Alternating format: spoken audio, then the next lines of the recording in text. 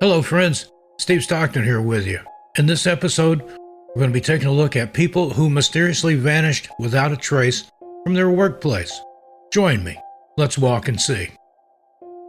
First up, we have Tracey Evans. Tracey Evans lived a very normal and quiet life in Llangollen, Wales until the day she disappeared on June 16, 1990. Tracey was devoted to her husband and their son, both named Richard, and in 1989 she was finally able to make a lifelong dream come true when she turned her passion for antiques into a business and opened her own antique store called Attic Antiques. On the day she disappeared, Tracey had been having a seemingly normal day while purchasing groceries, interacting with customers, and doing her daily duties at the shop, seemingly until the moment she put a note on the front door saying she would be back in 2 minutes, and then she simply disappeared, never to be seen or heard from again. At approximately 12:40 in the afternoon, Tracey was seen purchasing a banana and an apple at a nearby grocery store, and she was then seen heading back in the direction of her shop. There was a banana peel in the wastebasket inside the antique shop, which made investigators believe that she did make it back there at some point. However, if she left the shop and went on that 2-minute errand as the note she left said she would, then why hadn't the note been removed? It's reasonable to think that she would have taken it down when she walked inside the shop, since she more than likely would have used the main entrance, which is where she had originally stuck the note. Her purse and jacket were also found inside the shop, along with several other items she had been planning to take home with her that day, but there was no sign of Tracey herself, nor were there any clues left behind as to her whereabouts. In the years since the disappearance, there have been alleged sightings of Tracey all over Europe, but not a single one of them was ever able to be confirmed. There was also a report of a still unidentified man in the shop with her on the day she disappeared, but no one knows if that was a rumor or if someone had actually come forward having witnessed it and it was true. Authorities still haven't publicly announced the identity of the man, if they ever uncovered it at all. Sadly, there's very little information about this case that can be verified as fact, and there's been a lot of rumor and speculation about Tracey's marriage not really having been a happy one, and other things in her life having been just a happy facade she put on to save face publicly and with friends and family. At the end of the day, Tracey's case is one of the most baffling missing persons cases in the United Kingdom. Next up, Kim Sue Leggett. 21-year-old Kim Leggett worked at the Ross Cotton Gin in Mercedes, Texas, and she was last seen standing outside the business before she vanished on October 9, 1948. She was employed as a secretary at the business, which was owned by her father-in-law. At around 4:30 p.m., a customer had gone into the business with a load of produce, which Kim helped him weigh. A few minutes later, another customer said they saw Kim talking to two unidentified males in the parking lot of Ross, standing next to her car and what looked like a white sports car. When the same customer came back a half hour later around 5 p.m. with another load to weigh, he noticed Kim wasn't there.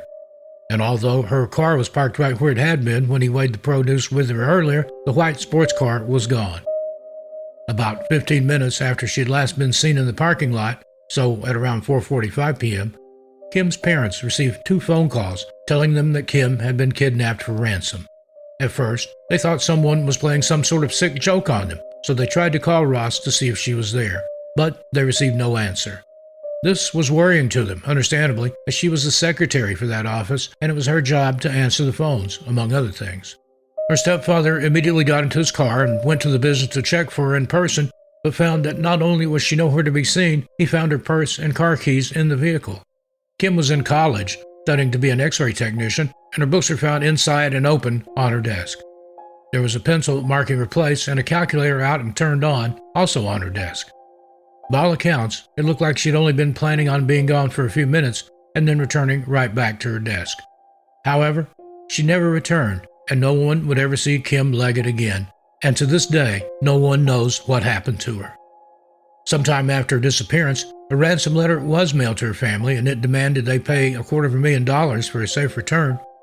While the letter appeared to be written in Kim's handwriting, it was obvious that the envelope had been written out and addressed in someone else's hand. Keep in mind that $250,000 back then is equal to a tremendous amount of money in today's economy, probably equal a little over $3.2 million. Kim's stepfather was looked into because he was a pilot with the Confederate Air Force, which today has been renamed the Commemorative Air Force, and some people think it's because he had refused to smuggle contraband into Mexico for some powerful forces. But there's no evidence to support that theory. Kim's husband was also investigated in the crime, and again, no evidence was found to connect him to her disappearance at all, and he has always maintained his innocence. He obtained a divorce from her shortly after she was abducted, though. The authorities do believe there was foul play involved in Kim's case, and that she was eventually murdered. No suspects have ever been named in her disappearance, and her case remains unsolved to this day. Kim Sue Leggett would be almost 62 years old today. She is a white female who at the time of her disappearance had blonde hair and blue eyes. She was 5 foot 6 inches tall and weighed approximately 110 pounds, with both ears pierced and a scar on her chin.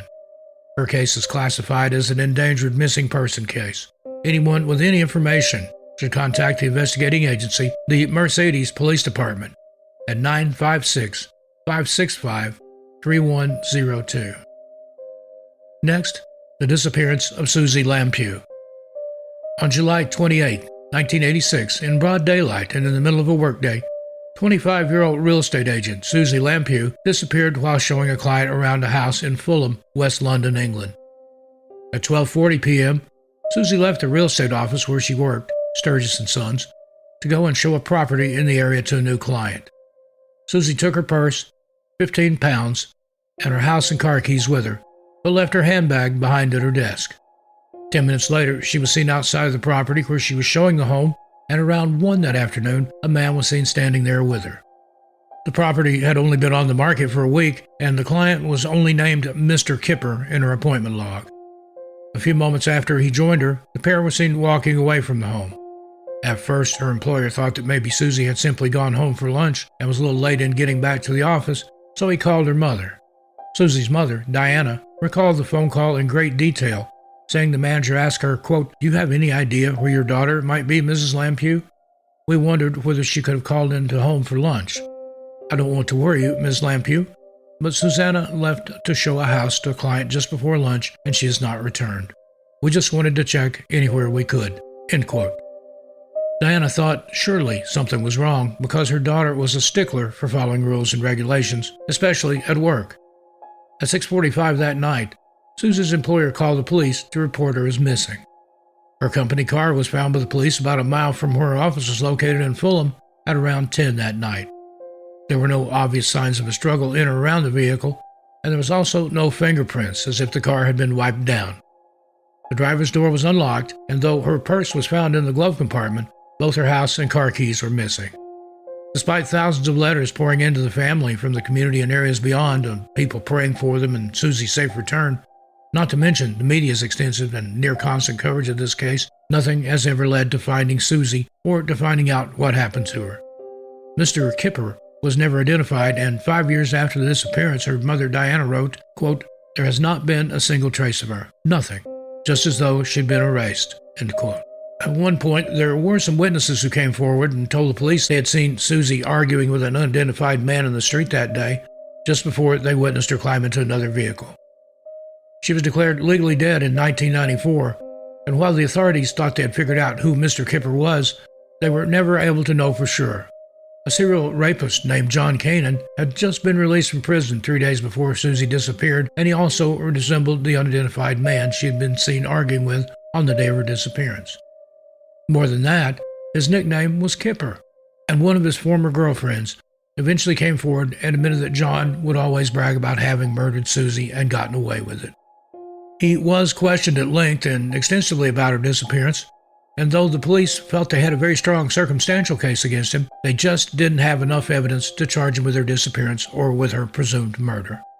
They did publicly announce that they believed he was their suspect, even if at the time they couldn't do anything about it.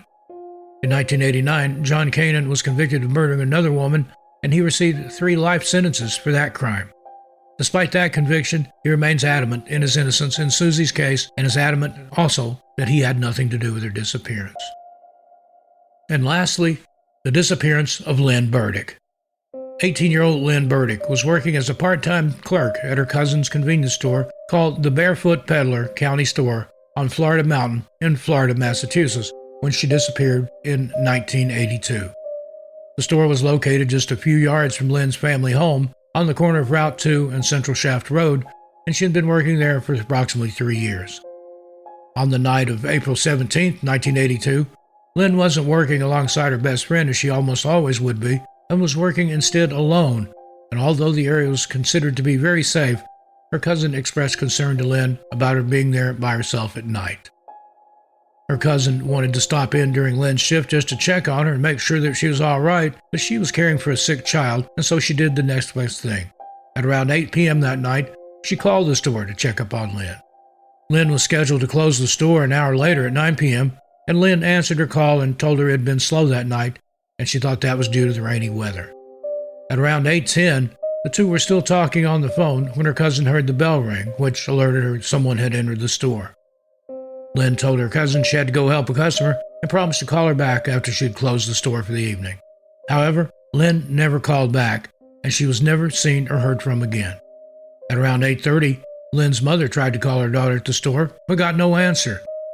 She wasn't worried about it, though, and assumed her daughter was busy as she was at work doing her job after all. At around 8:40, another customer went into the store and found it completely abandoned and the front door wide open. This customer knew Lyn's family, and he immediately called them to tell them the store had been left unattended and no one was around. Lyn's family called the police immediately. When the police arrived on the scene, they saw Lyn's book open on the counter next to a half-empty bottle of soda, but her jacket from McCann Vocational Technical School and her purse were both missing. Although $187 had been taken from the cash register, there was still more cash underneath the register that had been left behind. Police knew that while Lyn would have been aware of the extra cash underneath the register, an intruder most likely wouldn't have known anything about it, and that's more than likely why it hadn't been taken. This is what led police to really believe Lyn had been taken against her will from the store that night, though there was nothing in her life that made the authorities or anyone else believe she left of her own accord, and abduction was always the reason thought to be behind her disappearance. A lead came in about an unidentified male who had tried to abduct a girl from behind the counter from the Williams College campus that same night before Lyn had vanished. In that case, the man tried to force the victim into a vehicle around 7 p.m., but she luckily managed to escape. That attack took place approximately 40 minutes before Lyn was last seen by anyone. The suspect was approximately 5'7" tall and around 40 years old. Though there's no information publicly about why they believe this to be the case, the authorities believe the suspect to have ties to the Vermont area. A police officer said he believed he spotted the alleged and presumed suspect's vehicle traveling towards Florida, Massachusetts on Route 2 a short time after it attempted to abduct the co-ed from Williams College. While the vehicle matched the description of the suspect, the car and the driver weren't ever able to be identified. Lyn Behrick was a senior at McCann Vocational Technical High School at the time of her disappearance, and she was on course to graduate with high honors. She was described by her peers and those who knew her as studious, well-behaved, as a caring young woman who often took care of her chronically ill mother and volunteered with several local charities that helped people with disabilities. She had plans to stay home after graduating so that she could take care of her mother while saving up for college one day. Lyn didn't have a driver's license and didn't own a car either, and she wasn't dating anyone at the time of her disappearance. Her case, unsolved, is classified as endangered missing, and she is a white female who would now be approximately 60 years old in 2024. At the time of her disappearance, she weighed approximately 115 pounds and stood 5'4" tall.